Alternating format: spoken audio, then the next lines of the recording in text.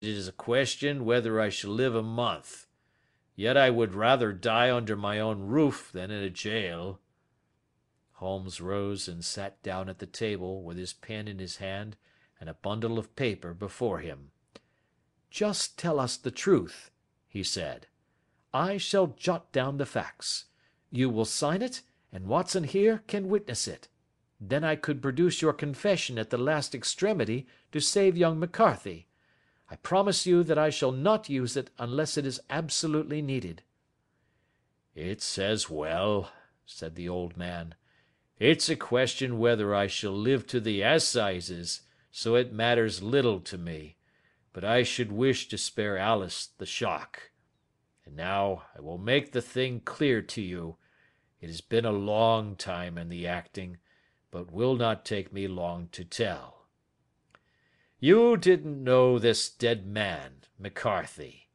He was a devil incarnate. I tell you that. God keep you out of the clutches of such a man as he. His grip has been upon me these 20 years, and he has blasted my life. I'll tell you first how I came to be in his power. It was in the early 60s at the diggings. I was a young chap then, hot-blooded and reckless, ready to turn my hand at anything. I got among bad companions, took to drink, had no luck with my claim, took to the bush, and in a word became what you would call over here a highway robber. There were 6 of us, and we had a wild, free life of it, sticking up a station from time to time, or stopping the wagons on the road to the diggings. Black Jack of Ballarat was the name I went under, and our party is still remembered in the colony as the Ballarat Gang. One day, a gold convoy came down from Ballarat to Melbourne, and we lay in wait for it and attacked it. There were 6 troopers and 6 of us, so it was a close thing, but we emptied 4 of their saddles at the first volley. 3 of our boys were killed, however, before we got the swag. I put my pistol to the head of the wagon driver, who was this very man McCarthy. I wished to the Lord that I had shot him then, but I spared him, though I saw his wicked little eyes fixed on my face, as though to remember every feature. We got away with the gold, became wealthy men, and made our way over to England without being suspected. There I parted from my old pals and determined to settle down to a quiet and respectable life. I bought this estate, which chanced to be in the market, and I set myself to do a little good with my money, to make up for the way in which I had earned it. I married, too, and though my wife died young, she left me my dear little Alice. Even when she was just a baby, her wee hand seemed to lead me down the right path as nothing else had ever done. In a word, I turned over a new leaf, and did my best to make up for the past. All was going well when McCarthy laid his grip upon me. I had gone up to town about an investment, and I met him in Regent Street with hardly a coat to his back or a boot to his foot. "Here we are, Jack," says he, touching me on the arm. "We'll be as good as a family to you. There's 2 of us, me and my son, and you can have the keeping of us. If you don't, it's a fine law-abiding country is England, and there's always a policeman within hail." Well, down they came to the West Country, there was no shaking them off, and there they have lived rent-free on my best land ever since. There was no rest for me, no peace, no forgetfulness. Turn where I would, there was his cunning, grinning face at my elbow. It grew worse as Alice grew up, for he soon saw I was more afraid of her knowing my past than of the police. Whatever he wanted he must have, and whatever it was I gave him without question, land, money, houses, until at last he asked a thing which I could not give. He asked for Alice. His son, you see, had grown up, and so had my girl, and as I was known to be in weak health, it seemed a fine stroke to him that his lad should step into the whole property. But there I was firm. I would not have his cursed stock mixed with mine. Not that I had any dislike to the lad, but his blood was in him, and that was enough. I stood firm.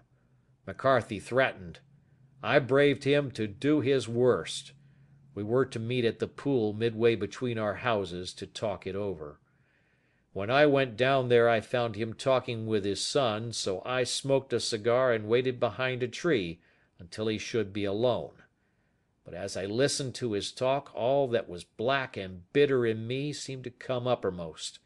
He was urging his son to marry my daughter, with as little regard for what she might think as if she were a slut from off the streets. It drove me mad to think that I and all that I held most dear should be in the power of such a man as this. Could I not snap the bond? I was already a dying and desperate man. Though clear of mind and fairly strong of limb, I knew that my own fate was sealed. But my memory and my girl, both could be saved if I could but silence that foul tongue. I did it, Mr. Holmes. I would do it again. Deeply as I have sinned, I have led a life of martyrdom to atone for it. But that my girl should be entangled in the same meshes which held me was more than I could suffer. I struck him down with no more compunction than if he had been some foul and venomous beast.